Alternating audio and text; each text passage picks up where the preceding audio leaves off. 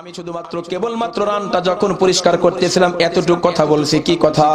আমি শুধু বলেছিলাম, এই বান্ধবীরা সখীরা তোমরা কি জানো নাকি এই মহিলার সঙ্গে অমুক পুরুষের অবৈধ সম্পর্ক। এতটুকু বলার সঙ্গে সঙ্গে আমার হাতটা তার রানের সঙ্গে আটকে গেছে। ইমাম মালিক ডাক দেখায়, বন্যে তুমি কি নিজের চোখে দেখছো নাকি তার সাথে অবৈধ সম্পর্ক? না, দেখি না। আচ্ছা, এই মহিলা জীবদ্দশায় কি তোমাকে বলছে নাকি? না, বলে নাই।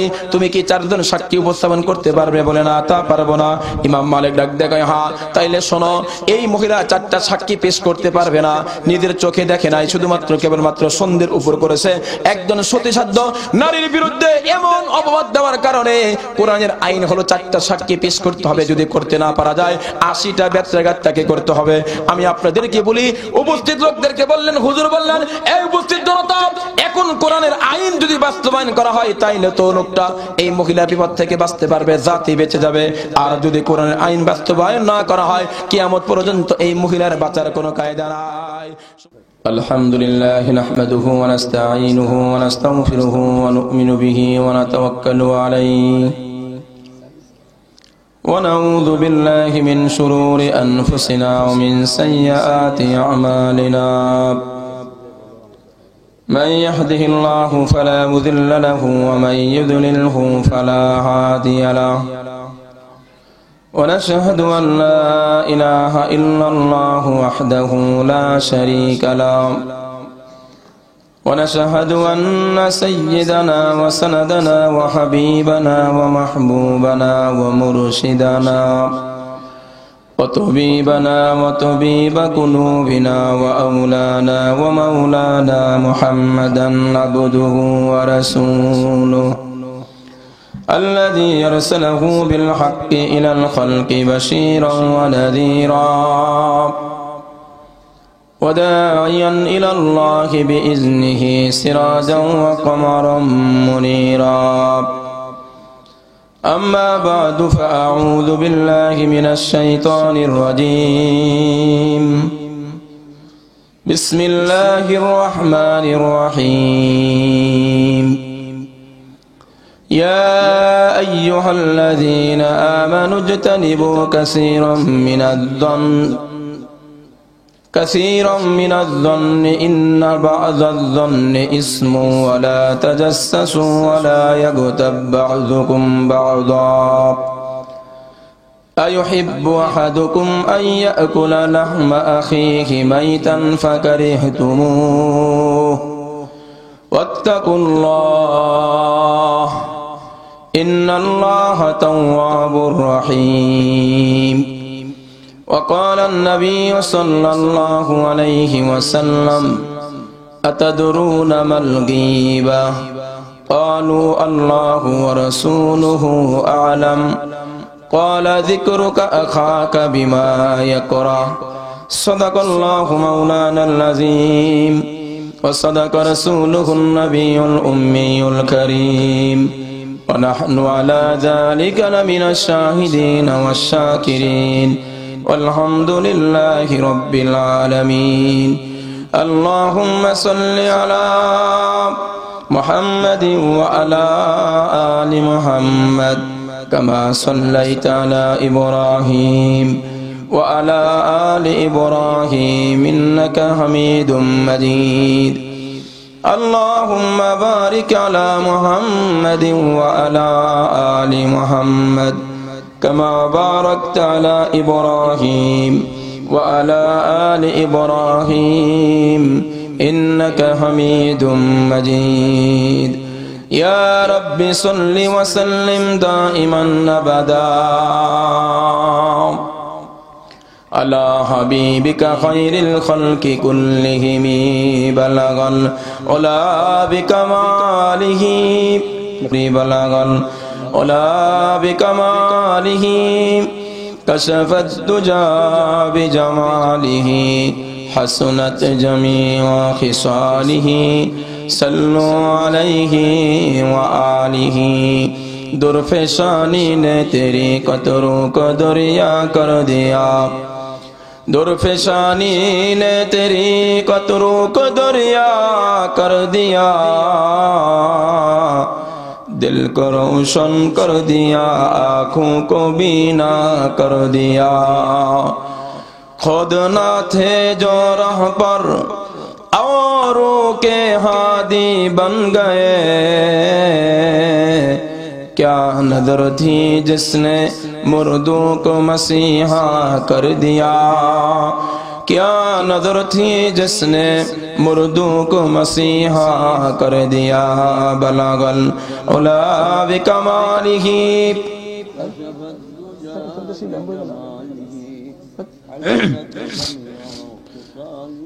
सल्लु अलैहि व आलिहि। चर कल्याणी बैतुल आमान जा मस्जिদের উন্নয়ন কল্পে নবম বার্ষিক ওয়াজ মাহফিল। মাহফিলের সম্মানিত শ্রদ্ধা ভাজন সভাপতি সাহেব হযরত মুআজ্জাজ মুকাররম বুজুর্গ উলামায়ে কেরাম, বিভিন্ন দ্বীনি মাদারিস থেকে আগত, শিক্ষা প্রতিষ্ঠান থেকে আগত হাদিস তলাবা, দূর দূরান্ত থেকে বিভিন্ন অঞ্চল থেকে এরিয়া থেকে আগত সমাগত সম্মানিত সুধী, পর্দার আড়ালে শ্রদ্ধা মা বোনেরা, সর্বপ্রথম বিশ্ব জগতের মালিক আল্লাহ পাকের দরবারে লাখো কোটি শুকর, যিনি অত্যন্ত দয়া করে মায়া করে মহব্বত করে আজকের দিন পর্যন্ত আমাদের হায়াতকে দীর্ঘায়িত করে আজকের এই মুহূর্ত পর্যন্ত সুস্থ সবল রেখে জান্নাতি রহমতি বরকতি শামিয়ানার নিচে জান্নাতে এ বাগানে সাম্প্রতিক কালের শ্রেষ্ঠ মানব জাতির শ্রেষ্ঠ সন্তান হযরত উলামা কিরামের সান্নিধ্যে কোরআন সুন্নাহর আলোচনায় আসার বসার তৌফিক দান করলেন। সেই মহান রব্বুল আলামিনের দরবারে শুকরিয়া জ্ঞাপন করি আলহামদুলিল্লাহ। সম্মানিত হাজরিন, মাগরিবের নামাজের পর থেকে হযরত উলামা কিরাম খুবই গুরুত্বপূর্ণ তাকরীর করেছেন। আমি আপনাদের সামনে সূরা হুজরাত থেকে 12 নম্বর আয়াত তেলাওয়াত করেছি। নবী আলাইহিস সালাতু ওয়াস সালামের অসংখ্য হাদিস থেকে বহুল আলোচিত পরিচিত একটা হাদিস পাঠ করেছি। আল্লাহ তাআলা যদি তৌফিক দান করেন এই কোরআনের আয়াত এবং হাদিসকে সামনে রেখেই কিছু গুরুত্বপূর্ণ কথা বলার চেষ্টা করব, আল্লাহ যদি তৌফিক দান করেন। সম্মানিত সুধী, লম্বা আলোচনা করার অভ্যাস নাই, সুযোগও নাই। 1 ঘন্টা যদি আলোচনা হয় এটাই যথেষ্ট, আর বেশি লাগে না। আমার আগে আমাদের সম্পর্কে মামু হয় ইসলামী আন্দোলন বাংলাদেশ সিরাজগঞ্জ জেলা শাখার সম্মানিত সভাপতি সাহেব মুফতি মুহিবুল্লাহ সাহেব অত্যন্ত অল্প সময়ে গুরুত্বপূর্ণ ওয়াজ করছেন। ছোট ভাই মাসুদ আহমদ মারুফ অত্যন্ত সুরালি কণ্ঠে জিহাদি মনোভাব নিয়ে অনেক সুন্দর আলোচনা করছেন। আমি আপনাদেরকে আজকে এমন কিছু কথা বলবো যেগুলো আমাদের মধ্যে আছে। তার আগে আমি আপনাদেরকে বলি, আমার আজকের আলোচ্য বিষয়টা হলো গীবত এবং মিথ্যা তহমত থেকে নিজেকে বাঁচানো। গীবত আর মিথ্যা তহমত, অন্যকে মিথ্যা অপবাদ দেওয়া থেকে নিজেকে বাঁচানো, এটি হলো আমার আজকের আলোচ্য বিষয়। বলেন তো দেখি, আজকে এই আলোচনাটা আমাদের সমাজে বর্তমান দরকার আছে না নাই? আছে। ইসলাম শুধু নামাজ পড়ার নাম তাই না, ইসলাম শুধু যাকাত দেওয়ার নাম তাই না, ইসলাম শুধু কুরবানি করার নাম তাই না। এমন কিছু কাজ আমাদেরকে করতে হবে, এমন কিছু কাজ আমাদেরকে বর্জন করতে হবে যেগুলোর দ্বারা আমার ঈমান নষ্ট হয়, আমলেও ঘাটতি হয়। আমরা যারা সমাজের মধ্যে বসবাস করি, বলেন তো দেখি, আমরা কি দিনের বেলা একটা মিথ্যা কথা বলি না? কথা কিন্তু জোরে আওয়াজ দিতে হবে। আপনাদের এই কণ্ঠ সারা বিশ্বের লোক কিন্তু শুনবে এই মিডিয়াতে, এজন্য আওয়াজটা একটু জোরে হবে। আমরা যারা এখানে আছি, আমি শুধু আমাকে থেকে শুরু করে আপনাদের সহ বলি, আমরা কি প্রতিদিন একটা মিথ্যাও বলি না? অসংখ্য মিথ্যা বলি। সকালবেলা মিথ্যা দিয়ে শুরু করি, সন্ধ্যাবেলায় মিথ্যা বলেই শেষ করি। ঠিক বললাম না ভুল বললাম? এটা হলো একটা ব্যারাম। অথচ মিথ্যা হলো কবিরা গুনাহ। এটা যদি কোনো ব্যক্তি করে মারা যায়, একটাই যথেষ্ট, তাকে জাহান্নামে যাওয়ার জন্য আর বেশি গুনাহ লাগে না। নাম্বার 2, কারো সম্পর্কে ভালো না বুঝে না জেনে তাকে মিথ্যা অপবাদ দেওয়া, এটাও কবিরা গুনাহ। এটাকে বলা হয়, শরীয়তে বলা হয় কোরআনের ভাষায় বুহতান। বুহতান মানে কোন মানুষকে মিথ্যা তহমত দেওয়া, মিথ্যা অপবাদ দেওয়া। আমাদের সমাজে এমন কিছু লোক নাই? বলেন নাই? নাই। আমরা কথায় কথায় ভালো মানুষটার বিরুদ্ধে কথা বলি, ভালো মানুষের বিরুদ্ধে মিথ্যা অপবাদ আমরা রটাই। এগুলাকে ছাড়তে হবে, এগুলা বর্জন করতে হবে, তা না হলে পরিপূর্ণ ইসলাম আর ইমানদার হওয়া যাবে না। সম্মানিত সুধী, মিথ্যার কথাই আগে বলি। বাড়ির মধ্যে মিথ্যা কথা হয়, মসজিদেও মিথ্যা কথা হয়, মাদ্রাসাতেও মিথ্যা বলা হয়, এমনকি সংসদে বসেও মিথ্যা কথা বলে এমন লোক বুঝি বাংলাদেশে নাই? প্রত্যেকটা সেক্টরে, প্রত্যেকটা জায়গায় মিথ্যা না বললে যেন হয় না। বাবা তার সন্তানকে ছোট্টবেলা থেকে মিথ্যার ট্রেনিং দেওয়ায়। কেমনে? এক লোক গেছে ডাকতে, তোমার বাবা কই? বাবা ছেলেকে বলে দিছে, তুমি গিয়া বলবা আব্বা আমাকে বলে দিল আব্বা তো বাড়িতে নাই। নাই নাই আব্বা বলে দিল আব্বা বাড়িতে নাই। তো কি হলো? আপনি তো মিথ্যা বললেন। আপনার কলিজার টুকরা সন্তান ভবিষ্যতে যিনি একদিন কিছু হতে পারতো, এই বাচ্চাটাকে ছোট্ট বেলায় আপনি মিথ্যার ট্রেনিং দেওয়ালেন। মনে রাখেন, আপনার সন্তান মিথ্যা বলবে, এর একটা অংশ আপনার আমলনামাতেও দেওয়া হবে। ঠিক আস্তে কনকে জোরে বলেন না। স্ত্রীর কাছেও মিথ্যা কথা বলে, আমাদের কান্দাপাড়ার লোক মনে হয় নাই। মিথ্যা বলতে বলতে এমন অবস্থা, স্ত্রীর কাছে মনে হয় একটা সত্য কথাও বলে না।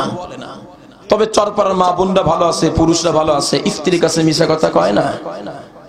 হ্যাঁ, এখানেও বলে।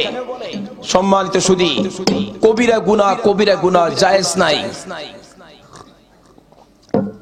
নবী আলাইহিস সালাতু ওয়াস সালামের কাছে একজন মহিলা আসেন ছোট একটা বাচ্চাকে নিয়ে।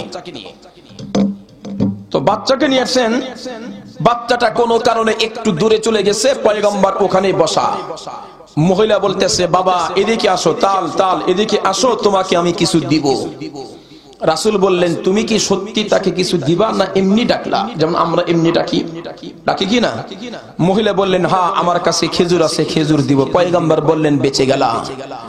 তোমার সন্তানকে তুমি ডাকলে যদি কিছু না দিতে তাহলে এটা মিথ্যা হতো, আর সন্তানকে মিথ্যার ট্রেনিং দেওয়ানোর কারণে মোটা একটা অঙ্কের অংশ তোমার আমলনামায় দেওয়া হতো। এজন্য আজকে থেকে মিথ্যা বলবো না। মিথ্যা হলো সমস্ত মূল গুনার মূল। একটা মিথ্যা বললে ওর সাথে আরো 10টা মিথ্যা যোগ করতে হয়। ঠিক বললাম না ভুল বললাম? একটা মিথ্যা বললে আরো 10টা মিথ্যা যোগ করতে হয়। আমরা যদি আল্লাহর খাঁটি বান্দা আর প্রিয় বান্দা রাসূলের খাঁটি উম্মত হতে চাই, আমাদেরকে এমন জঘন্য অপরাধ মিথ্যাকে পরিহার করতে হবে। রাজি আছেন কে কে? হাত তোলেন। আজকের পর থেকে আর একটা মিথ্যাও বলবো না। হাত তোলেন, বলেন। আজকের পর থেকে আর একটা মিথ্যা কথা বলবো না, মরে গেলেও না। কথা কয় না? বলেন না। আজকের পর থেকে আর একটা মিথ্যাও বলবো না, মরে গেলেও না, ফাঁসির মঞ্চে ঝুললেও না, জেলখানা গেলেও না, একটা মিথ্যা বলবো না। আল্লাহ কবুল করেন, আমিন। এই মিথ্যা সম্পর্কে আমি আপনাদেরকে এতটুকু বললাম। 2 নাম্বারটা হলো মিথ্যা অপবাদ।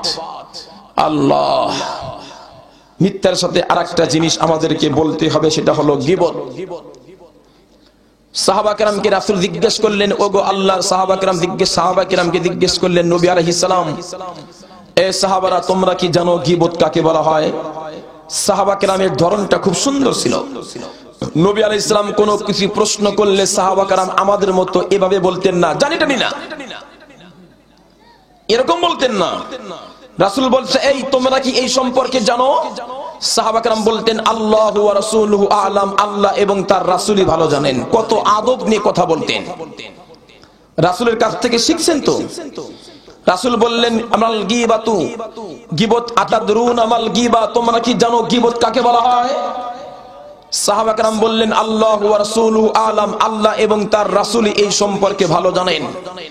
পয়গম্বর বললেন, যিকরুকা আখাকা বিমা ইয়াকরাহ, গীবত বলা হয় তোমার কোন ভাইয়ের অনুপস্থিতিতে তার সম্পর্কে এমন কিছু কথা আলোচনা করা যেটা শুনলে সে আঘাত পায়, কষ্ট পায়, এটাকে বলা হয় গীবত।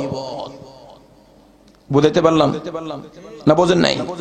আমি আবার বলি, কোন ভাইয়ের অনুপস্থিতিতে তার এমন কিছু দোষ, এমন কিছু গুণ, বদগুণের কথা আলোচনা করা, পরবর্তীতে সে শুনলে কষ্ট পায়, এটার নাম হলো গীবত।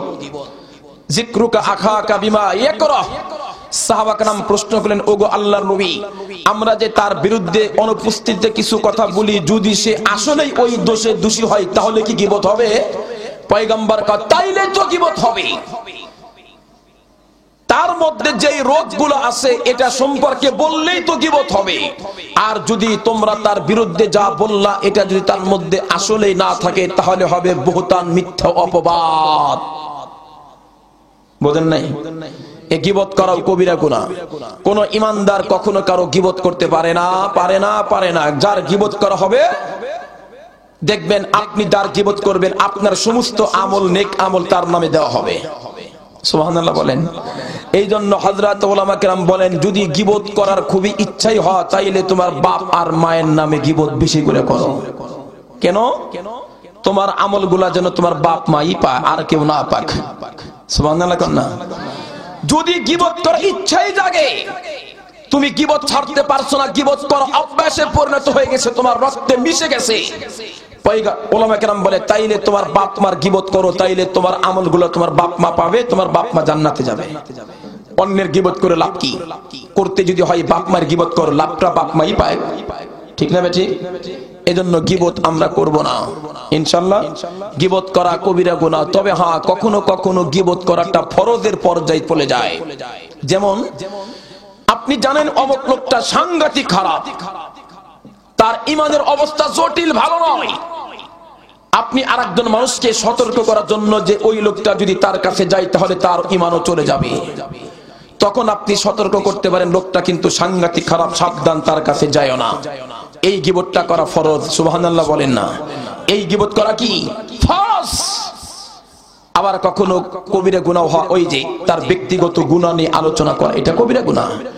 কারো অনিষ্ট থেকে মানুষকে বাঁচাবার জন্য, কারো খারাপি থেকে মানুষকে বাঁচাবার জন্য তার গীবত করা, এটা শরীয়তে ফরজ।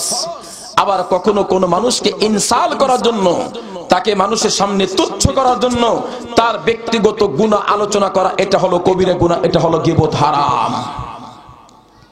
কথা বুঝতে পারলাম? এখন আমি যার গীবত করব, সাহাবা কেরাম বলেন ওগো আল্লাহর নবী, তার মধ্যে যদি ওই দোষটা থাকে তাইলে কি হবে? রাসূল বলে তাইলে তুই গীবত হবে। আর যদি তার মধ্যে ওই গুণ দোষ না থাকে তাহলে হবে মিথ্যা তুহমত। এজন্য সাবধান, আমরা পরিপূর্ণ মুসলমান হতে চাইলে মিথ্যা বলা যাবে না, গীবত করা যাবে না, অপবাদ দেওয়া যাবে না। দারুল উলুম দেওবন্দ, এই তো পার্শ্ববর্তী দেশ ভারত, ইন্ডিয়াতে একটা ফ্যামিলি ছিল, ফ্যামিলির নাম হলো বিসমিল্লাহ ফ্যামিলি। ওই এলাকার ওই ফ্যামিলির যতগুলো মানুষ আছে প্রত্যেকটা কাজের শুরুতে বিসমিল্লাহ পড়ে, এজন্য ফ্যামিলির নাম কি? বিসমিল্লাহ ফ্যামিলি। আমাদের দেশে আছে না শেখ গোষ্ঠী, তরফদার গোষ্ঠী, তালুকদার গোষ্ঠী, মন্ডল গোষ্ঠী, ওটা হলো বিসমিল্লাহ গোষ্ঠী। সুবহানাল্লাহ বলেন। প্রত্যেকটা মানুষ এত বরকতপূর্ণ, প্রতিটা কাজের শুরুতে বিসমিল্লাহ পড়ে, গুনার কাজ তেমন করে না, ভালো ভালো কাজ করে, এলাকার মধ্যে তাদের সুনাম, এজন্য তাদের নাম হয়েছে বিসমিল্লাহ ফ্যামিলি। এই বিসমিল্লাহ ফ্যামিলির লোকের বিরুদ্ধে পার্শ্ববর্তী এলাকার আরেকজন ব্যক্তি একটা মিথ্যা অপবাদ ছড়াইলেন। কি ছড়াইলেন? এলাকার লোকদেরকে বললেন তোমরা যাদেরকে এত ভালো মনে করো, এই লোকটার আপন ছেলে আর মেয়ের মধ্যে কিন্তু অবৈধ সম্পর্ক আছে। নাউজুবিল্লাহ বলেন না? তোমরা যাকে বিসমিল্লাহ ফ্যামিলির কর্তা হিসেবে জানো, তোমরা যাদেরকে এত ভালো মনে করো, এই লোকটার আপন ছেলে আর মেয়ের মধ্যে কিন্তু অবৈধ সম্পর্ক। এই কথা চতুর্দিক যখন চলে গেল, বাড়িওয়ালার খুব কষ্ট হলো। যাদেরকে এত মহব্বত করি, ভালোবাসি, অথচ সম্পূর্ণ একটা মিথ্যা কথা আমার বিরুদ্ধে, আমার সন্তানদের বিরুদ্ধে রটাইলো, দিলে খুব আঘাত পেল। কিন্তু মনে রাখেন, আপনি যদি কারো বিরুদ্ধে মিথ্যা একটা কথা ছড়ান, মনে রাখেন কিয়ামতের আগে, মরণের আগে আপনাকে আল্লাহ পাক বিছানায় শোয়া থাইকা ওই রোগে আক্রান্ত করবেন।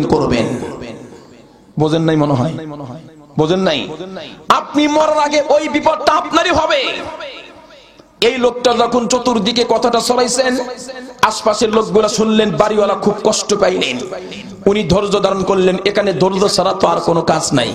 উনি যদি মাইক দিয়ে বলতে যায় তো আরো সমস্যা, ঠিক না? এর ধৈর্য ধরলেন। কিছুদিন পরে শোনা গেল যেই লোকটা অন্য লোকের বিসমিল্লাহ ফ্যামিলির বিরুদ্ধে মিথ্যা ষড়যন্ত্র করেছে, মিথ্যা তহমত রটাইছে দিছে, তার আপন সন্তান ছেলে আর মেয়ের মধ্যে শুধু অবৈধ সম্পর্ক হয়েছে তাই না, পেটের মধ্যে জারক সন্তানের দুনিয়াও জন্ম হয়েছে। আপনি করবেন একটা, আপনার বিরুদ্ধে দুইটা করা হবে। বাংলাতে বলা হয় ধারাইলে শুতে হয়। দাঁড়াইলে কি করতে হয়?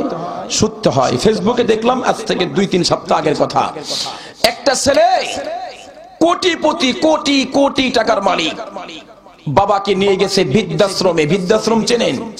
সরকারি ব্যবস্থাপনায় যেই সমস্ত বৃদ্ধ পুরুষ আর বৃদ্ধা মহিলার দেখাশোনার শুশ্রূষার কোনো লোক নাই, সন্তানরা বাড়ি থেকে বের করে দেয়, দেখার মতো আর কেউ নাই, তখন সরকারের দায়িত্ব হয় এদেরকে লালন পালন করা।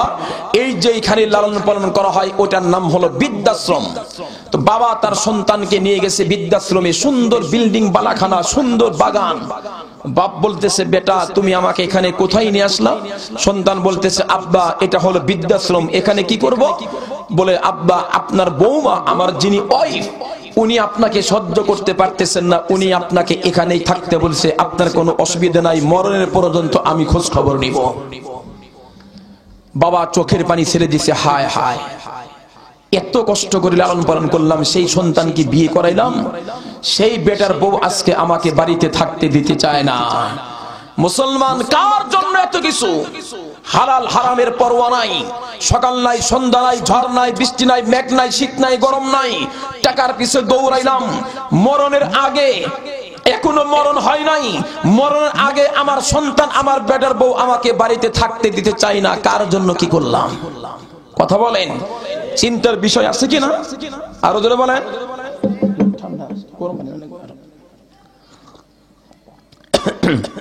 বোঝেন নাই? শেষ পর্যন্ত বাপ বলতেছে, ঠিক আছে বেটা, কিছু তো করার নাই, এখন তো আমি অসহায়, এখন তো আমি ইচ্ছা করলেও যুবক হতে পারবো নাকি? জোরে বলেন, পারবো না। ঠিক আছে, চোখ মুছতে মুছতে বাবা সন্তানকে বিদায় করে দিলেন। বাবা যাও, আমার বৌমার প্রতি একটু খেয়াল রেখো। সুবহানাল্লাহ বলেন না? বাবাকে, শ্বশুরকে মারতে চায়, শ্বশুর বেটার বড় জন্য দোয়া করে। চিন্তা করে দেখছেন? বৌমার প্রতি খেয়াল রেখো, নাতিটাকে দেখে রাখো। সন্তান কিছু করার নাই, সন্তান তো সে কুলাঙ্গার।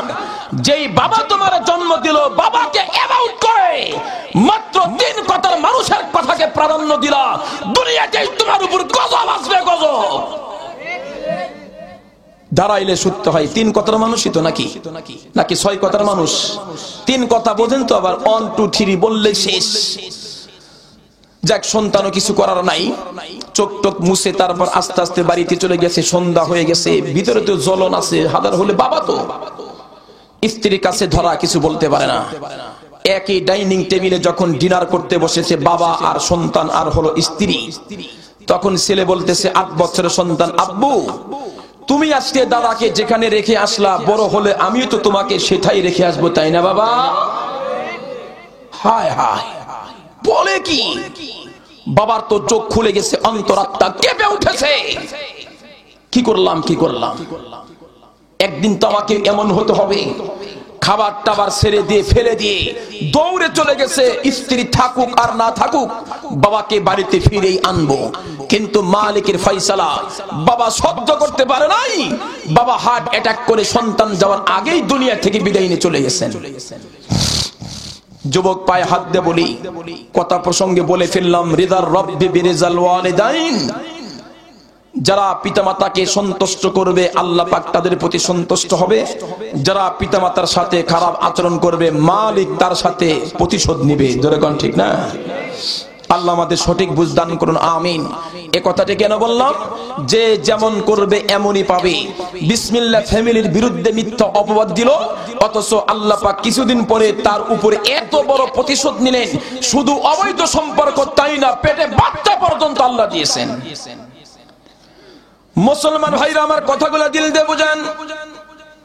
এই জন্য বলতেছিলাম, মিথ্যাকে পরিত্যাগ করতে হবে, গীবত করা যাবে না, কারো বিরুদ্ধে মিথ্যা তহমত দেওয়া যাবে না। আজকে আমি যদি একজনের বিরুদ্ধে মিথ্যা তহমত দেই, না জেনে, না শুনে, না বুঝে, তাইলে তো আমাকে দুনিয়াতে মৃত্যুর আগে ওই রোগে আক্রান্ত হতেই হবে। যেখানে আল্লাহর পয়গম্বর বলেন, কোন ব্যক্তি যদি কোনো ব্যক্তি মুসলমানের গুনাহকে গোপন রাখে, কাল কিয়ামতের ময়দানে আল্লাহ পাক তার গুনাহগুলোকে গোপন রাখবে। সুবহানাল্লাহ বলেন। কোন ব্যক্তি যদি দুনিয়াতে কোন মুসলমান ভাইয়ের উপকার করে, কাল কিয়ামতে কঠিন বিপদের সময় আল্লাহ পাক তার উপকার করবে। সুবহানাল্লাহ। আমি জানতেছি লোকটা আসলেই খারাপ, মদ পান করে, জুয়া খেলে, ইয়াবা বাবা কত কি আছে না, এগুলা খায়, জেনা করে। আমি জানতেছি, কিন্তু এগুলাকে গোপন রাখা আর কারো কাছে না বলা। তাহলে কি হবে? আল্লাহ পাক দুনিয়াতে একজন মুসলমানের গুনাহকে বিপদ ঢাকার কারণে, আমার তো গুনাহ বুঝি নাই, আমার গুনাহ নাই, কথা বলে না। আজকে তো আমরা ওয়াজ মাহফিল করি, আমরা প্রত্যেকে বক্তা, কিন্তু একজন আরেকজনকে ওয়াজ করি। শুধু এখানে তাই না, আমরা খালি অন্যের দোষ দেখি, নিজের দোষ একটাও ধরি না। মনে হয় আমি সবচেয়ে বড় ফেরেশতা। ঠিক বললাম না? বললাম সব সময় খালি অন্যের প্রতি টার্গেট, আমি ভালো। অথচ রাসূল বলেছেন, রাসূল কারীম সাল্লাল্লাহু আলাইহি ওয়াসাল্লাম বলেন, মান ক্বালা হালাকান নাস ফাহুয়া আহলাকুহুম। পয়গম্বর কয়, যেই ব্যক্তি বলে সব লোক ধ্বংস হয়েছে, পয়গম্বর কয় তুমি ওই ধ্বংসের 1 নাম্বার সিরিয়ালে পড়ো, 1 নাম্বার সিরিয়ালে তুমি। এজন্য নিজের দোষটাকে আগে দেখা দরকার। বর্তমান বাংলাদেশের কাকরাইল মসজিদের যিনি সুনাম ধন্য ইমাম সাহেব মুফতি নুরুর রহমান সাহেব, উনি সেদিন একটা বয়ানে বলতেছিলেন, আমি সেখানে ছিলাম। উনি বলতেছেন, নিজের দোষ দেখা, অন্যের দোষের দিকে না তাকানো, এটা হলো আখলাক, এটাই চরিত্র। মুসলমান ভাইরা আমার, সংক্ষিপ্ত করে বলি, গীবত করা যাবে না, কবিরা গুনাহ, মিথ্যা বলা যাবে না, ওজনে কম দেওয়া যাবে না। তারপর কি আপনার এগুলা কবিরা গুনাহ। এরপরে একজন ভালো মানুষের বিরুদ্ধে জেনে না শুনে না, জুনা বুঝে না শুনে তার বিরুদ্ধে মিথ্যা অপবাদ দেওয়া যাবে না। আপনি যদি কারো বিরুদ্ধে মিথ্যা অপবাদ দেন, আল্লাহ পাক কোরআনে কারিমে বলছে, পয়গম্বর হাদিসে বলেন, সাক্ষী যদি পেশ না করতে পারে তাইলে আপনাকে শাস্তি দেওয়া হবে দুনিয়ার সিস্টেমে। আল্লাহ যদি কারো বিরুদ্ধে মিথ্যা সাক্ষী আপনি দেন, মিথ্যা অপবাদ দান করেন, কবরে যাওয়া তো অনেক পরের কথা, দুনিয়াতে আপনাকে আল্লাহ পাক সাংঘাতিক বিপদের মুখে ফেলে দেবে। নাউজুবিল্লাহ। এই প্রসঙ্গে আমি আপনাদেরকে একটা ঘটনা শোনাই। এই বাংলাদেশ নয়, পাকিস্তান নয়, ভারতের মাটি নয়, পবিত্র মক্কাতুল মুকাররমা, আল্লাহ যেখানে আল্লাহর পয়গম্বর শায়িত আছেন, এটাকে বলা হয় মদিনাতুল মুনাওয়ারা। এই মদিনার মাটিতে আল্লাহর পয়গম্বর শুয়ে আছেন, যেই পয়গম্বরের কবরটা আরশে আজিমের চাইতে আল্লাহর কাছে বড় দাম। সুবহানাল্লাহ। যেই কবরের মাটি, পয়গম্বরের কবরের মাটি আল্লাহর আরশের চাইতে দামি, সেই মদিনার মাটিতে একটা ঘটনা ঘটে গেল। একজন মহিলা মারা যাওয়ার পরে এলাকার লোকেরা সমস্ত মানুষদেরকে যখন খবরাখবরি করলেন, এই মহিলাকে গোসল দেওয়াইতে হবে, মহিলাকে দাফন কার্য করতে হবে কিনা বলেন? এই মহিলাকে দাফন করতে হবে। এর আগে গোসল করাবার জন্য দেখবেন, মহিলাকে গোসল করাইতে মহিলা দরকার, মহিলার জন্য পুরুষ দরকার হবে না। একজন পুরুষকে কি বলে, মহিলা পুরুষই গোসল করাইতে পারে, একজন মহিলাকে মহিলাই গোসল করাইবে, পুরুষ গোসল করার অনুমতি নাই। পক্ষান্তরে শরীয়তের মাসআলা আমি আপনাদেরকে বলে যাই, স্বামী যদি মারা যায় স্ত্রী তাকে গোসল করাইতে পারবে, কিন্তু স্ত্রী মারা গেলে স্বামীর গোসল দেওয়ার অনুমতি নাই। কেন? এখানে একটা কন্ট্রোলের ব্যাপার আছে। মহিলাদেরকে আল্লাহ কত ইজ্জত দিছে দেখেন, মরণের পরেও স্বামী তার গোসল করাইতে পারবে না, অথচ একসঙ্গেই থেকেছে, একসঙ্গে সবকিছু হয়েছে, কিন্তু মরণের পরে স্ত্রীর কত সম্মান, স্বামী তার লজ্জাস্থান দেখতে পারবে না, তাকে ছুঁইতেও পারবে না এই কাপড় ছাড়া। সুবহানাল্লাহ বলেন না? মরণের পরেও কত দাম, দুনিয়াতেও দাম, কিন্তু নষ্ট করেছি আমরা নিজেরাই। ঠিক না? ঠিক। মনে রাখেন, কন্ট্রোলের একটা ব্যাপার। এজন্য স্বামী মারা গেলে স্ত্রী গোসল করাইতে পারবে, স্ত্রীর ধৈর্য আছে না নাই? স্ত্রী অত পাগল না, কিন্তু স্ত্রী মারা গেলে স্বামী গোসল দেওয়ার অনুমতি নাই, কারণ একটু ইমোশনাল হতে পারে। মানুষ তো মহিলা যখন মারা গেছে, এলাকার ভিতরে সমস্ত খবর হয়ে গেছে, অমুক মহিলা চলে গেছে দুনিয়া থেকে। 4-5 জন মহিলা আসছে গোসল দেওয়ার জন্য। চতুর্দিকে পর্দা করে মহিলাকে গোসল করানোর কাজ শুরু হয়ে গেছে। একজন মহিলা ছিল, বলতেছে, এই আমার বান্ধবীরা, সখীরা, তোমরা কি জানো এই মহিলার সঙ্গে কিন্তু একজন অমুক একটা পুরুষের অবৈধ সম্পর্ক ছিল। শুধুমাত্র কেবলমাত্র এতটুকু কথা বলেছে, বাস, আর তেমন কোনো কথা আগাইতে হয় নাই, বলতে হয় নাই। মহিলা ওই মরহুমা মৃত মহিলার যখন রান পরিষ্কার করতেছিলেন, মহিলা তখন হাতটা তার রানের উপরে ছিল। যেই মাত্র এই কথাটা বলেছে, বলার সঙ্গে সঙ্গে তার রানের সঙ্গে হাতটা চুম্বকের মতো আটকে গেছে, আর কখনো চালানো সম্ভব হয় নাই। মহিলাদেরকে ডেকে বলে, বান্ধবীরা রে, এই তোমরা খেয়াল করছো নাকি আমি এই মহিলাকে যখন গোসল করাইতেছিলাম, পরিষ্কার করতেছিলাম, আমি তো শুধুমাত্র কেবলমাত্র একটা কথাই বলেছি, দ্বিতীয় কোনো কথা বলি নাই। আমার হাতটা তার সঙ্গে লেগে গেছে। মুসলমান ভাই আমার, ওইখানে যতগুলা সহযোগী ছিল, আরো 3-4টা বোন ছিল, সকলে মিলে টানাটানি করলেন, কিন্তু না, কোনো ক্রমে তার হাতটা সারানো গেল না। এদিকে সূর্য আস্তে আস্তে ডুবে যাইতেছেন। বাহির থেকে মাইয়েতের লোকজন বলতেছে, এই বোনেরা এত লেট হয় কেন, তাড়াতাড়ি করো, দাফন কার্য সারতে হবে, কবরস্থানে কবরও দিতে হবে, দাফন করতে হবে। মহিলা ডাক দেখায়, ভাইরে আমি তো সারতে চাই, কিন্তু আমাদের তো উনি সারতে চায় না। আমি তো কম্বল সারতে চাই, কিন্তু কম্বল তো আমার সারে না। কথা গায় না। এই ঘটনা জানেন নাকি? একজন সমুদ্রের কানি দিয়ে যাইছে, কিনার দিয়ে যাইতেছে, তো দেখতেছে একটা কালা কম্বলের মতো যেন কি দেখা যায়। লোকটা কয়, কম্বলটা মনে হয় ভেসে আসছে, ওটা যে কুমির ছিল ও আর জানে না। কুমির আর কম্বল তো একই দেখা যায়, মোটামুটি ছাই কালারের, তাই না? এখন কম্বলটা ধরে টান দিছে, কুমির ওকে টান দিছে। এখন এলাকার লোক কয়, বন্ধু তাড়াতাড়ি আসো, সময় হয়ে গেল। আমি ছাড়তে চাই, কিন্তু আমারে তো ছাড়ে না। মহিলাটাকে বলে, আমি তো ছাড়তে চাই, কিন্তু আমারে ছাড়ে না। সব ঘটনা খুলে বললেন, এ টু জেড খুলে বললেন, আমি তো ছাড়তে চাই, কিন্তু ছাড়তে চাই না। আমি শুধুমাত্র এই কথা বলেছি। তার সঙ্গে সঙ্গে আমার হাতটা তার রানের সঙ্গে লেগে গেছে চুম্বকের মতো, আর ছাড়াবার কোনো ক্ষমতাই কারণ নাই। মুসলমান ভাইরা আমার, আস্তে আস্তে করে এই কথাটা এলাকার ভিতরে প্রচার হয়ে গেল। এই কথা যদি প্রচার হয়, বলেন তো দেখি, লোক সংখ্যা বাড়বে না কমবে? আস্তে আস্তে তো বাড়তেই থাকবে, বাড়তেই থাকবে। দীর্ঘ সময় পার হয়ে গেল, ওই দিন চলে গেল, ওই দিন রাত চলে গেল, পরের দিন চলে গেল, তারপরের দিন চলে গেল। আল্লাহু আকবার। লাশের ভিতর থেকে গন্ধ শুরু হয়ে গেল। কারণ একটা লাশ কতক্ষণ পর্যন্ত রাখা যায়? গন্ধ বের হয়ে গেছে। এলাকার মানুষ বিপদে পড়লেন। গন্ধের কারণে তো এলাকায় বসবাস করার উপযোগী নয়, অনুপযোগী হয়ে গেছে। আর মাইয়েতের কি বলে আপনার ওয়ারিসরাও বড় বিপাকে পড়ে গেলেন। এখন কি করা যায়? পার্শ্ববর্তী একজন আলেমের কাছে গেলেন, হুজুর আপনি একটা ফতোয়া দেন না, এই ঘটনা। এই সুদের খুলে বললেন। মুফতি সাহেব ফতোয়া দিলেন, যেই মহিলার হাতটা রানের সঙ্গে লেগে গেছে, এই মহিলার হাত কাটতে হবে, তাছাড়া বিকল্প কোনো রাস্তা নাই। হাত কাটো। এই ফতোয়া দেওয়ার সঙ্গে সঙ্গে যেই জীবন্ত মহিলার আত্মীয়স্বজনরা বলল, না না, আমরা একজন মহিলা মৃত মানুষের জন্য আমাদের জীবিত মানুষের হাত কাটতে পারি না, এটা কোনো ক্রমেই সম্ভব নয়। তাকে তো সে তো মারাই গেছে, কিন্তু আমাদের জীবিত মহিলাকে আমরা এরকম খুদ করতে পারি না, কি বলেন? এরা বাদী হয়ে গেল। কিন্তু এরা আবার গিয়ে আরেক মুফতির কাছে ফতোয়া চাইলেন। বললেন, হুজুর এই পরিস্থিতি কিন্তু এলাকার মানুষ, এই লোকটা মহিলার আত্মীয়স্বজন, তাকে হাত কাটতে দিবে না, এখন কি করব? দিন যতই যাচ্ছে, সময় যতই গড়াচ্ছে, ততই দুর্গন্ধের মাত্রা মনে হয় বেড়েই চলছে, বেড়েই চলছে। হাওয়াতে উড়ছে, বাতাসে উড়ছে, মাটির মধ্যে সব জায়গাতে মহিলার দুর্গন্ধ চলে গেছে। ওই এলাকার মুফতি সাহেব, দ্বিতীয় মুফতি সাহেব ফতোয়া দিলেন, না না, জীবন্ত মানুষের হাত কাটতে হবে না, যেই মহিলা মারা গেছে ওই মহিলার রানটা ওখান থেকে কেটে দাও। এটা তো আরো জটিল। যুক্তি অবশ্য আছে। যুক্তি কি? সেটা হলো, যে মানুষটা মারা গেছে ও তো মরেই গেছে, ওর তো আর কিছু নাই, কিন্তু জীবিত মানুষের হাত কাটার দরকার কি? মহিলার পা কাটো। কিন্তু এই মাইয়েত মরহুমার লোকজন বলতেছে অসম্ভব, আমরা আমাদের লাশের কোনো ক্ষতি করতে দিব না। এখন পড়ে গেছে বিপদে। এরা কয় আমাদের মহিলার হাত কাটতে দিব না, ওরা বলে আমাদের মহিলার রান কাটতে দিব না। মাসলা তো মাসলায় অসুবিধা আছে নাকি বলেন? সমস্যা তো জটিল বেজে গেছে।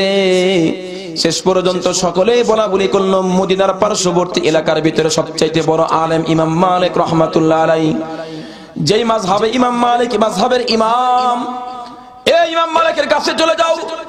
ইমাম মালিক বড় মুফতি সাহেব, 17 বছর আল্লাহর নবীর রওজার পাশে বসে বুখারীর দর্স দিবেন। ইমাম মালিক ছোট কোন আলেম নয়, অনেক বড় একজন আলেম, মুফতি। মাযহাবে ইমাম মালিকি মাযহাবের ইমাম ইমাম মালিক রাহমাতুল্লাহ আলাইহি তার কাছে চলে গেল। 17 বছর পর্যন্ত যিনি মদিনার মাটিতে কোনোদিন 1 সেকেন্ডের জন্য স্যান্ডেল পায়ে দেন নাই, 1 সেকেন্ডের জন্য পায়ে স্যান্ডেল পরে নাই। হাদিস সাহেব এখানে কেউ আছেন নাকি যারা হজ করছেন? নাই, একজনও নাই। হজ করছেন কেউ নাই? সভাপতি আর আমি, আমরা নানা নাতি 2 জনই আছে, আর কেউ নাই। হাই হাই, প্রচন্ড গরম। আল্লাহ আপনাদের সবাইকে বাইতুল্লাহর মেহমান বানাকা আমিন জোরে বলেন, আমিন জোরে বলেন। আল্লাহ, প্রচন্ড গরম, খালি পায়ে হাঁটার কোনো সুযোগ নাই। এমন একটা মরুভূমি এলাকা মক্কা মদিনা। ইমাম মালিক 17 বছর 1 সেকেন্ডের জন্য স্যান্ডেল পরে নাই। উলামা کرام জিজ্ঞেস করলো, হুজুর 17 বছর পর্যন্ত আপনি স্যান্ডেল কেন পরেন নাই? ইমাম মালিক উত্তর দেয়, আশিকে রাসূল কাদের বলা হয় শুনেন। আশিকে রাসূল হলো ওরা যারা নবীর প্রত্যেকটা সুন্নাত নিজের জীবনে ফিট করে নাই আর কখনো রাসূলের বিরুদ্ধে আচরণ করে না। রাসূলকে যদি কেউ গালি দেয় তার জন্য জীবন দিতে প্রস্তুত আছে না নাই? রাসূলের ইজ্জতের উপর যখন আক্রমণ করে ঠিক থাকতে পারে না। ওই যে কয়েকজন মানুষ বিশ্বজিৎকে হত্যা করলো, ওরা তো সত্যিকারে আশিকে রাসূল।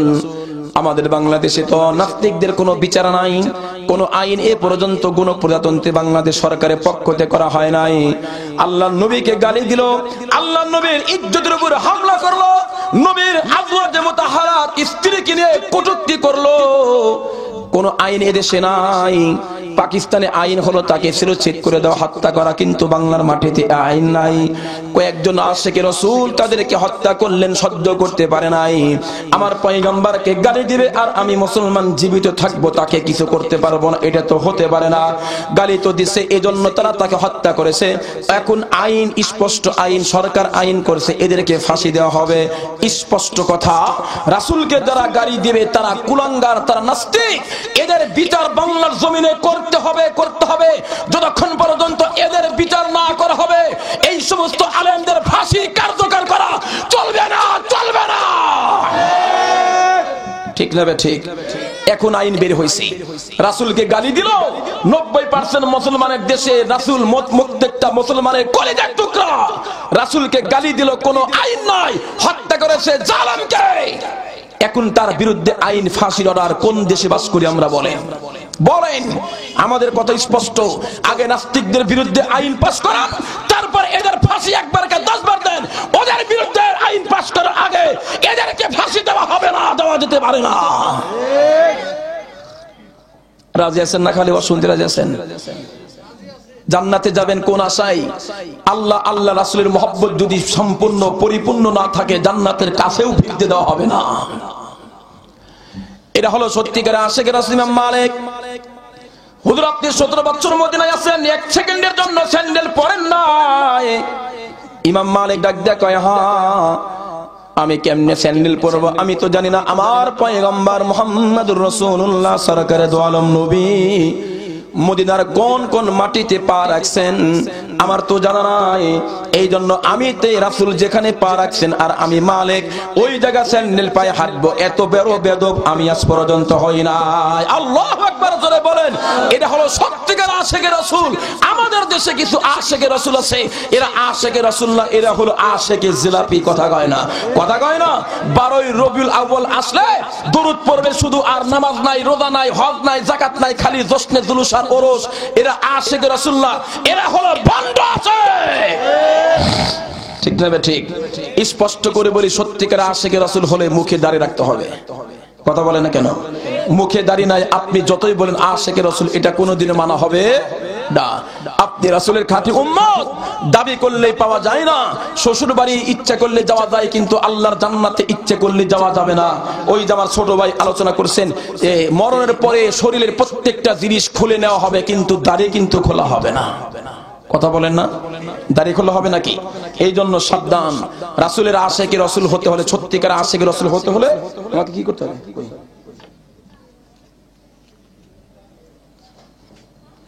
আমাকে আপনাকে দাড়ি তো রাখতে হবে, রাসূলের প্রত্যেকটা সুন্নতের উপর আমল করতে হবে। রাজি আছেন ইনশাআল্লাহ? আল্লাহ আমাকে তৌফিক দান করুন, আমিন। এই হলো ইমাম মালিক রাহমাতুল্লাহ আলাইহি। মক্কায় হজ করে, ফরজ হজ করে মদিনায় চলে গেছেন। 17 বছরের মধ্যে নফল হজ করেন নাই। ইমাম মালিকের মনের তামান্না হলো মদিনার মাটির জন্য আমার জান কবজ হয়। এজন্য একবার আল্লাহ বাইতুল্লাহ গেলে তার জিন্দেগীর সব গুনাহ মাফ। মদিনায় থাকছে কিন্তু বারবার নফল হজের জন্য মক্কায় যান নাই, কারণ ইমাম মালিকের মনের ভয়, আমি যদি মদিনা থেকে মক্কা চলে যাই হজ নফল হজ করার জন্য, আর এমন সময় আজরাইল যদি জান কবজা করে নেয়, আমার মনের তামান্না তো কোনোদিন পুরো হবে না। এই জন্য 17 বছরের ভিতরে একবার একবারের জন্য আল্লাহর বান্দা ইমাম মালিক রাহমাতুল্লাহ আলাইহি নফল হস্ত করতে জান্নায় এক সেকেন্ডের জন্য পায়। এমন একজন মানুষ বড় ইমাম মালিক, এলাকার লোকেরা চলে গেল, হুজুর এই তো বিপদে পড়েছি, একজন মহিলা মারা গেছে, মারা যাওয়ার কারণে এই মহিলাকে 4-5 জন মহিলা যখন গোসল করাইতেছিল একটু খুলে বললেন, ইমাম মালিক বললেন, এই ওই মহিলা এখন কোথায়? হুজুর যেখানে তাঁবুর ভিতরে গোসল করায় ওইখানে মহিলা আছে, সমস্ত মহিলাগুলো সেখানে আছে, যার হাতটা আটকে গেছে সে ওখানে আছে। ইমাম মালিক ডাক দেখে, চলো আমাকে ওই মহিলার কাছে আগে নিয়ে যাও, তারপরে মাসআলা কেমনে কি করা যায় আমি দেখতে পারি। কারণ এলাকার মধ্যে তো কিছু ডাক্তার আছে, দেখবেন হকারি ডাক্তার, আবার কিছু আছে এমবিবিএস ডাক্তার, আছে না নাই? এমবিবিএস ডাক্তার, এফআরসিএস করা ডাক্তার আর হকার ডাক্তার সমান না, আলাদা আলাদা? জোরে বলেন। এমবিবিএস ডাক্তারের কাছে যাবে, ওনারা শুধু একটা টেস্ট করবে, হয়তো 1000 টাকা খরচ হবে।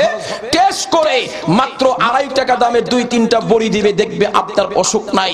গ্রাম্য ডাক্তারের কাছে যাবেন, দেখবেন হকার ডাক্তার 22 রকমের ঔষধ লিখবে, ওর চিন্তা কোনো একটা তো কাজ হবে। কথা কন না কেন? এই সমস্ত ডাক্তারদের অবস্থা কি জানেন?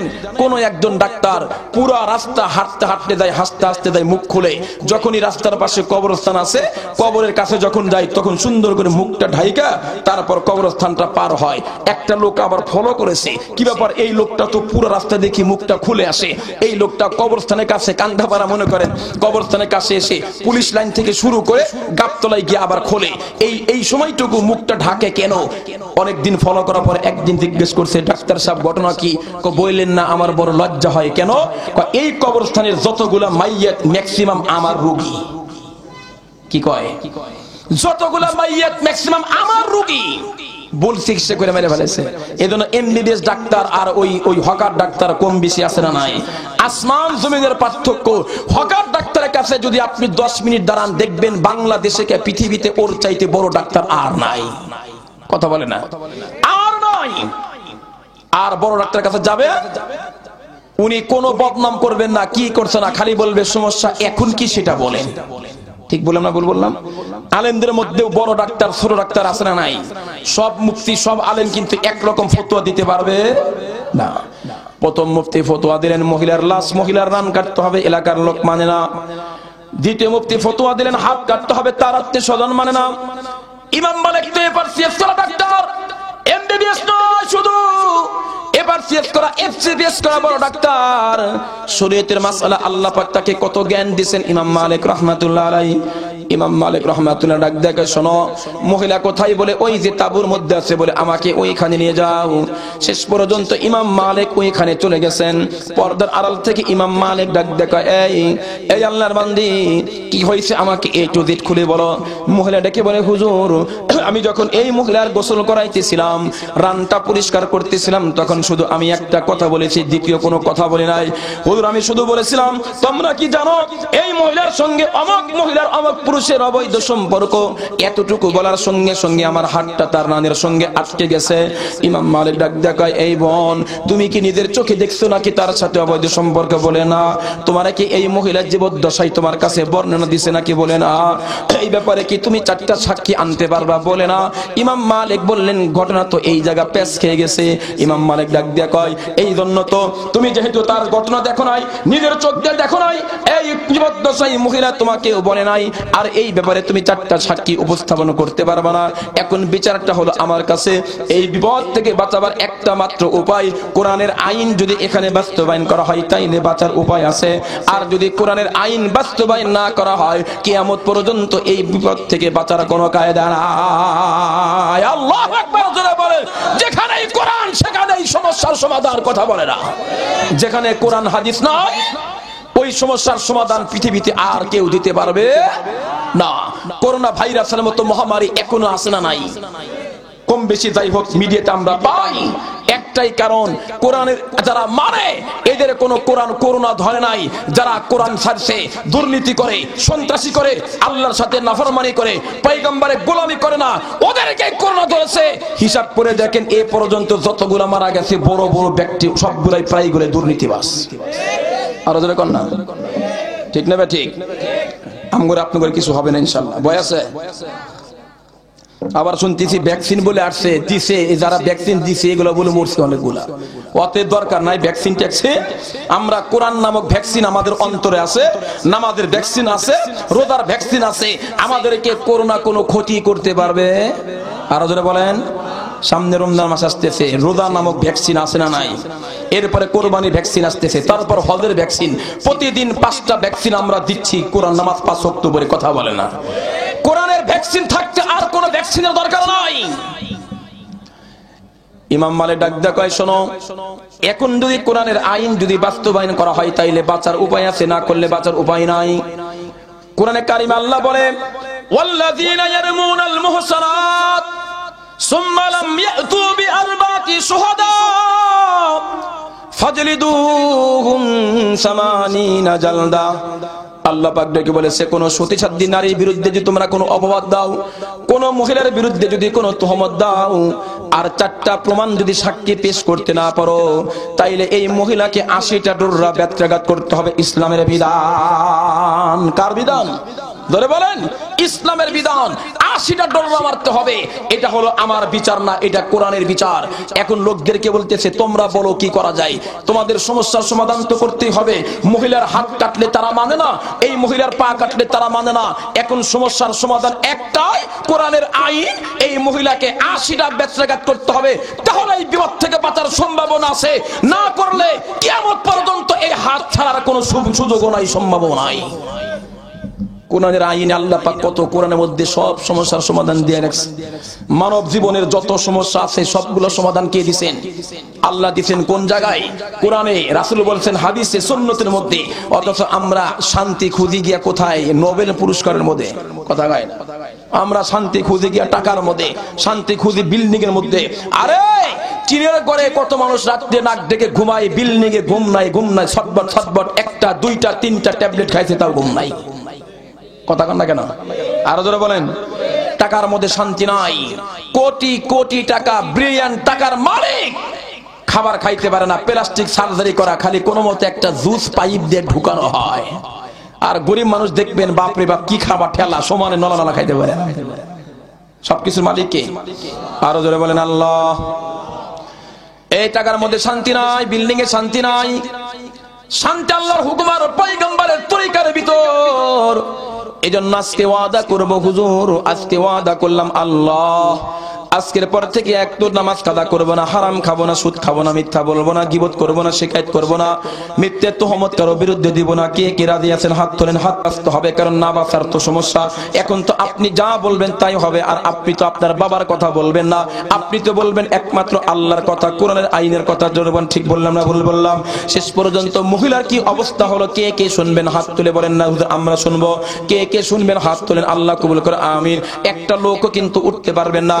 এই মহিলা এতগুলো কি করে আপনার এত বড়, শুধুমাত্র কেবলমাত্র একটা কথাই বলেছিল। কি বলেছিল? হায়রে, ওই যে মহিলার সম্পর্কে কি তোমরা জানো? অমুক পুরুষের সঙ্গে তার সম্পর্ক, অবৈধ সম্পর্ক আছে। এই কথা বলার সঙ্গে সঙ্গে তার হাত টানানোর সঙ্গে কেটে গেল, আটকে গেল, চুম্বকের মধ্যে আটকে গেল, আর ছাড়ার কোনো উপায় নাই।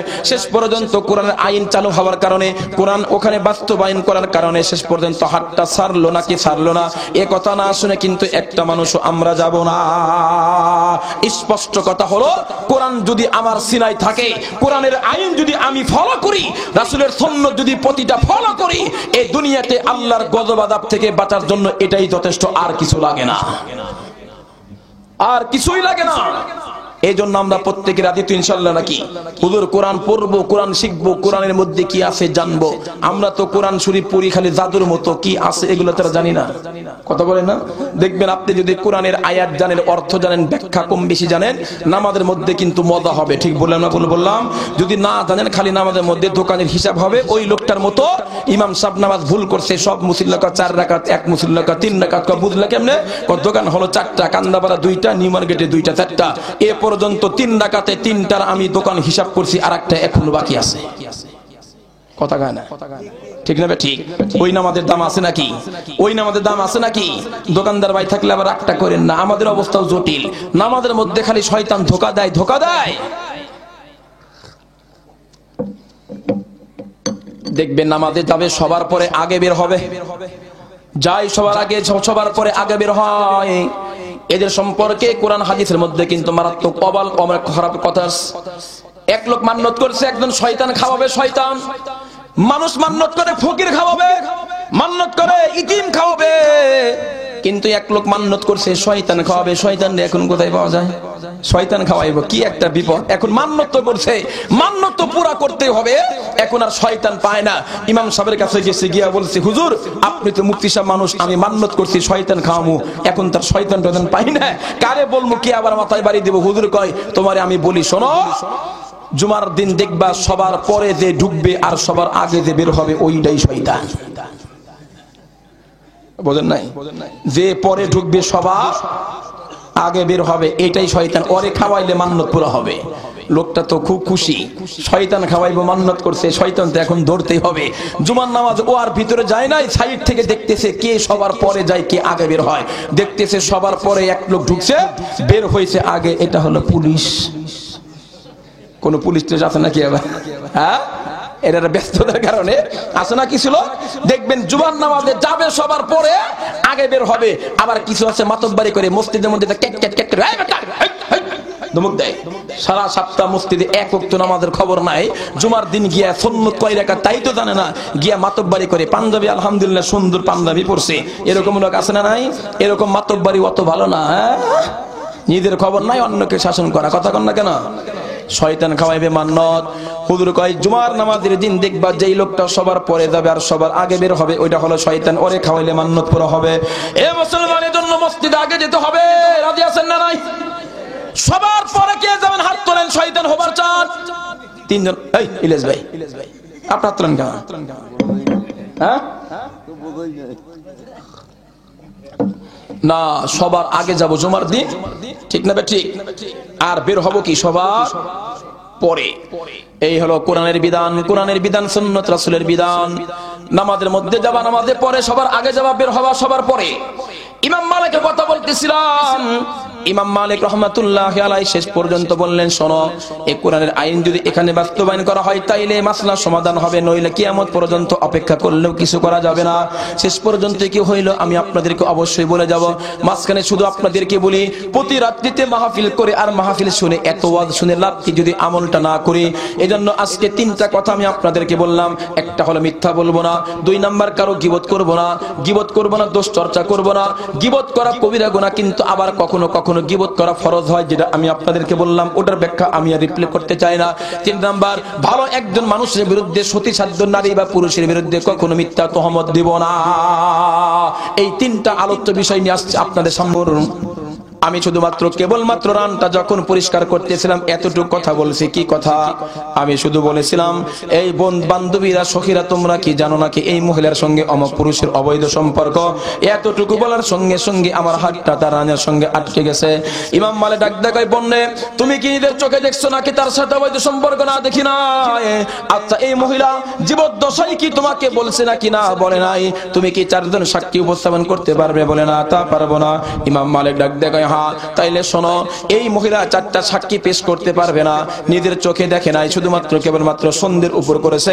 একজন সতীসাধ্য নারীর বিরুদ্ধে এমন অপবাদ দেওয়ার কারণে কোরআনের আইন হলো চারটা সাক্ষী পেশ করতে হবে। যদি করতে না পারা যায় 80টা ব্যত্রাঘাত তাকে করতে হবে। আমি আপনাদেরকে বলি, উপস্থিত লোকদেরকে বললেন, হুজুর বললেন, এই উপস্থিত জনতা, এখন কোরআনের আইন যদি বাস্তবায়ন করা হয় তাইলে তো লোকটা, এই মহিলা বিপদ থেকে বাঁচতে পারবে, জাতি বেঁচে যাবে। আর যদি কোরআনের আইন বাস্তবায়ন না করা হয় কিয়ামত পর্যন্ত এই মহিলার বাঁচার কোনো কায়দা নাই। সমস্ত লোকেরা বলে দিলেন, শোনো হুজুর, আপনি আমাদের ফয়সালা করবেন, আপনি আমাদের কাজী, আপনি আমাদের ফয়সালা চূড়ান্ত পর্যায়ে করে দেন। শেষ পর্যন্ত ইমাম মালিক ডাক দেখায়, হ্যাঁ। তাকে জল্লাদকে ডাকো। জল্লাদকে ডাকা হলো। পর্দার আড়াল থেকে মহিলাকে কি বলা হলো? মারা হলো। 1 থেকে শুরু করে 70টা পর্যন্ত ব্যক্তিঘাত করা হয়েছে, হাত ছাড়া নাই। 71 নাম্বার মার হয়েছে, হাত ছাড়া নাই। 72 নাম্বার দিছে, না না 79 নাম্বার, তাও ছাড়ে নাই। যেই মাত্র 80 নাম্বার ব্যক্তিঘাত করেছে। কোরআনের আইন বাস্তবায়ন করার কারণে সমস্ত সমস্যার সমাধান আল কোরআন। যেই মাত্র 80 নাম্বার ব্যক্তিঘাত করা হয়েছে, মহিলার হাতটা সুন্দর করে একেবারে আস্তে আস্তে হাত ছেড়ে যায়। আল্লাহু আকবার জোরে বলেন, কত বড় কথা! একজন সতী সাধ্য নারীর বিরুদ্ধে অপবাদ দিলে কত বড় শাস্তি আল্লাহ পাক তাকে দুনিয়াতে দিবেন, আখিরাতে তো আছেই। এজন্য আমার আলোচ্য বিষয়টা ছিল কি? তিনটা ছিল। একটা হলো মিথ্যা বলবো না, আর একটা হলো গীবত করব না, নাম্বার 3 কালো ভালো মানুষের নামে বিরুদ্ধে জেনে শুনে বা না বুঝে আমরা তাকে মিথ্যা অপবাদ দিব না।